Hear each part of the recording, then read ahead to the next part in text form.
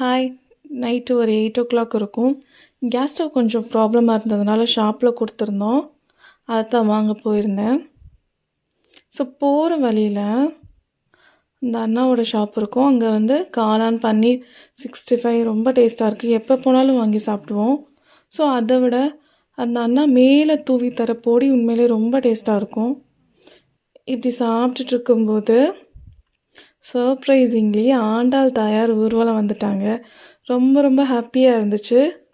So அவங்களே மனசார வேண்டிட்டு நெக்ஸ்ட்டு பானிபூரி ஷாப்புக்கு போயிருந்தேன். ஸோ அங்கே பானிபூரி, தயிர் பூரி சாப்பிட்டுட்டு எந்த வேலைக்கு வந்தோமோ அந்த வேலையை பார்க்கணும்ல. ஸோ கேஸ் ஸ்டவ்வையும் போய் வாங்கிட்டு மறுபடியும் போகிற வழியில் சுண்டல் நான் பார்த்தாச்சு. ஸோ சுண்டல் வாங்காமல் எப்படி, 90s கிட்ஸ் ஆச்சு. அந்த சுண்டல் போட்டு